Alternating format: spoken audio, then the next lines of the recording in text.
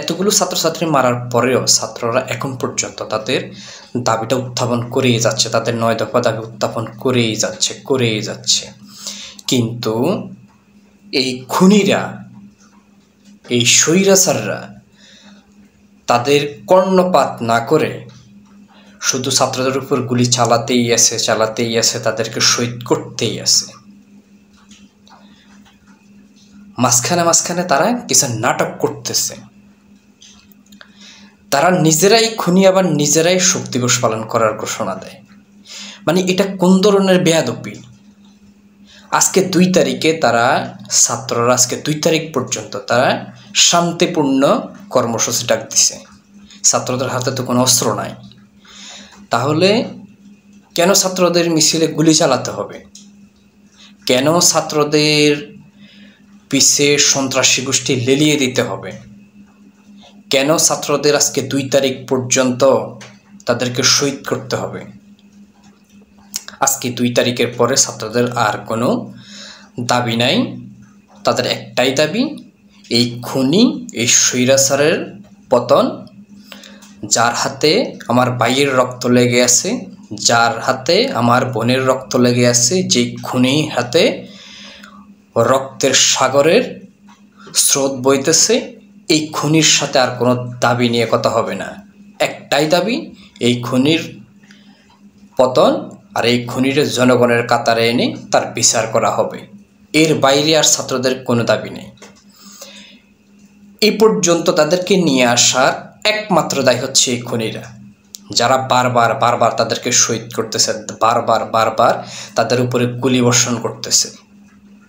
এর সম্পূর্ণ দায়ভার এই খুনিদের। কারণ এই আন্দোলনটা তো এত বিস্তার ছিল না। এই আন্দোলনটা সর্বোচ্চ ছিল কলেজের ভিতরে এবং ইউনিভার্সিটির ক্যাম্পাসের ভিতর।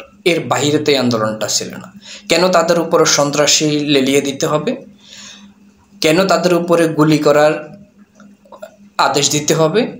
কেন তাদের উপরে হেলিকপ্টার থেকে গুলি করতে হবে? এরা তো জঙ্গি না, এরা তো এই দেশের সোনালী সম্পদ। ছাত্রগুলো তো এই দেশের সোনালী সম্পদ, তাদের উপর কেন গুলি করা হবে? এরপর থেকেও এতগুলো মানুষকে, এত হাজার মানুষকে মেরে ফেলার পরেও এই ছাত্র সমাজ এখন পর্যন্ত তারা তাদের দাবিটা উত্থাপন করে যাচ্ছে। তারপরে তাদের উপরে গুলি চালাতে হবে? মানে স্বৈরাচারের তো একটা মন মানসিকতা বলে একটা কথা আছে। এত নৃশংসভাবে একটা মানুষকে খুন করতে হবে? আর তারা কারা? তারা তো জঙ্গি গোষ্ঠী কেউ না, তারা তো এই দেশের মানুষ, এই দেশের সোনালী সম্পদ।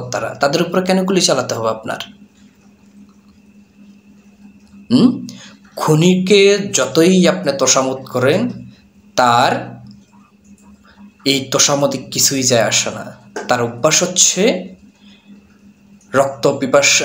রক্ত দিয়ে তার পিপাসা বন্ধ করা, সেই রক্ত পান করবেই। এখন একটাই দাবি, এই স্বৈরাচারের পতন, জনসম্মুখে এনে তাদের বিচার করা হবে। এই ছাড়া আর কোনো দাবি নাই। সকল দাবি এই এক দাবির ভিতরেই লুকায়িত। দাবি একটাই, স্বৈরাচারের পতন। এই ছাড়া কোনো দাবি নেই আর।